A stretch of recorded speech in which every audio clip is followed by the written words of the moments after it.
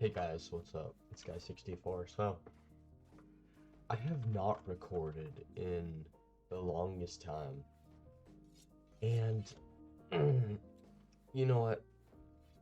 I don't really think that's important, but here's what you should know. There's this game called Pilgrammed is an amazing game on Roblox. It came out about 6 to 7 days ago.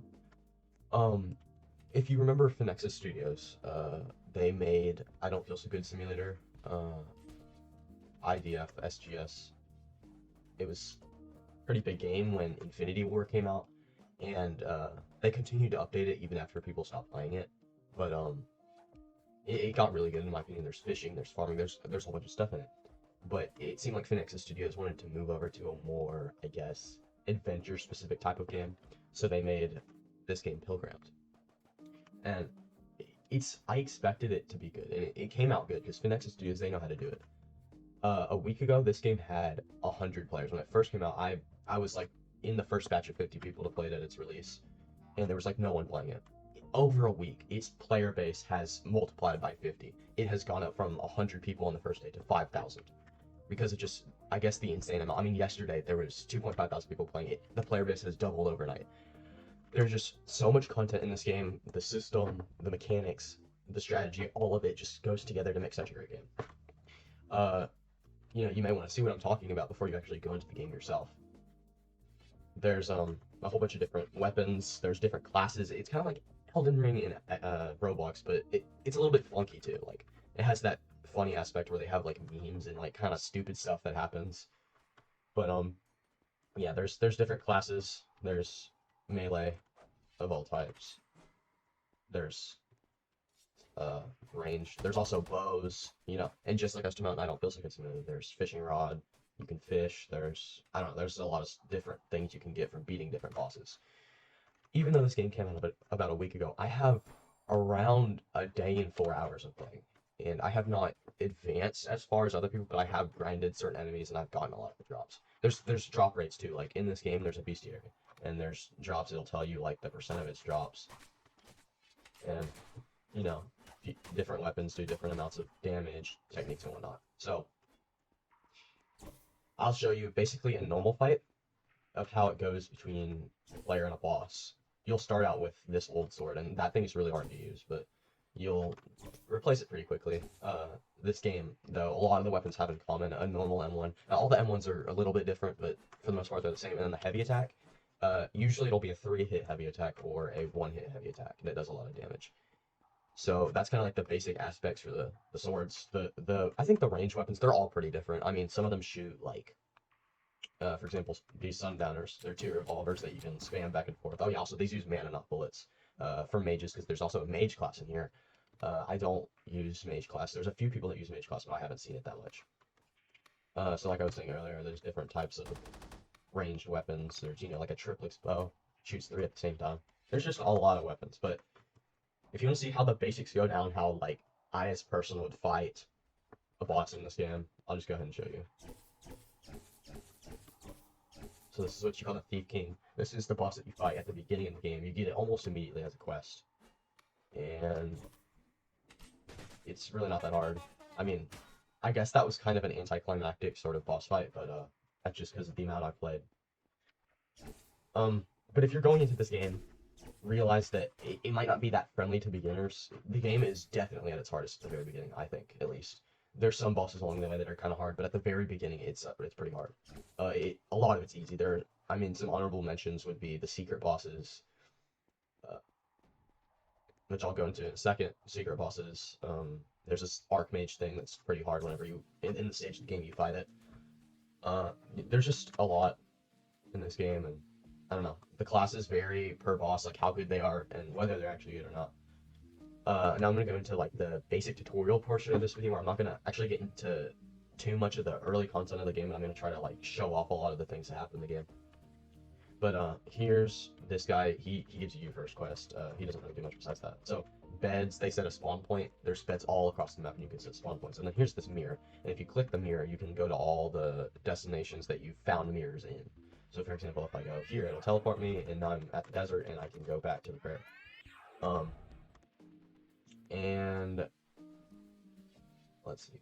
Yeah, over here you have armor dude, sword dude, and cabinet. So this is going to be the armor dude. He's going to help you make weapons and whether it be mage or melee or whatnot. And then this guy has all the armor. And then this here is a cabinet. Now here's how the cabinet works. The cabinet, you can equip all your equips here. You can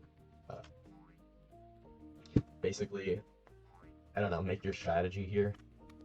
I'll explain that later if you want to stay till the end. And then let's see. Oh yeah, this is the bank manager. So, oh right, okay. I'm poor right now, but this guy, you can give him your money, because what happens is if you die. By the way, resetting doesn't count. Hold up. So resetting doesn't count on this as losing your money, but like if you die normally, you'll actually, your money will be cut in half, and that's pretty bad. So usually what I would do is just go to this bank manager and just blow all my money in him, because you know, who knows when you're gonna die. This is the pawn shop guy. You can sell your stuff to him, you know, whatever you'd want to sell. I just sold most of my inventory, which is why I don't really have that many items for playing for however many hours, 26 I think it is. This guy, he can change like your face and stuff and what you look like.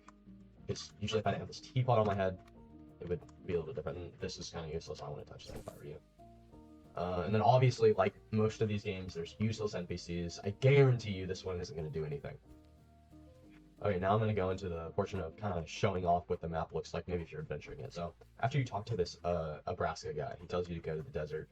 And that's not necessarily part of a quest line, but there's more quests over here that you can go ahead and look at. And of course, on the way, you might have to fight some thieves and whatnot. Which, you know, wow, legendary wind dagger. Oh yeah, and if you're looking to see if you get items, you're gonna want to look down here. Some items might be over here in this bag, but a lot of them are in the cabinet, the equipable items. So yeah, this is another useless NPC. If you're going across the map, you might come across this pogo path. I don't really want to spoil the game for y'all because, you know, you're going to want to play it, but there's a lot that happens. There's a lot. There's I don't know how many bosses. I think there's around 15 to 20 bosses. That would be my guess. There's a pretty good amount. I set my spawn point at that island. Just ignore it. There's also different areas. I will say the one tedious thing about this game is it covers up your screen with like the dust. And that's a little bit annoying, but you know, it is how it is. Let's see, what else is there to cover? I guess I could show off another boss. Maybe show off some of the simple mechanics. That sounds like a good idea. Here's a boss over here. And here's one of the demons you had to fight. Easy. Here he is. Yeah, so this is the health bar. Some of these do a lot of damage, but this one isn't too much of a problem for me. And they all have different drops too. And they're all different percentages. You can also get killing bosses gives you gold. There's tons of different things, and then gold helps you buy the armor in the shop I showed earlier, obviously. So you got a flame heart amulet and a magma scale, and so what I do is I go to the cabinet to use that amulet. I actually haven't gotten that yet, but oh well. How about we check out fishing? Because fishing is a mechanic in this game that I do not see used very often. I barely see people use it. It's kind of like a what would you call it? A waste of time. I mean, it can give you money, that's for sure. And there's some items in the game that just cost a low ton of money for no reason. But fishing, for the most part, I've seen is kind of dumb. You know, I can click here, and if I spam click, I can get, like, I got a shrimp, you know. And then that, actually, most of the fish will pop up here. I don't think there's any, like, equipment you can fish up. I could be wrong, right? But, you know, shrimp, tastes great, yeah, all that. What else is in the game? Let's see. There is,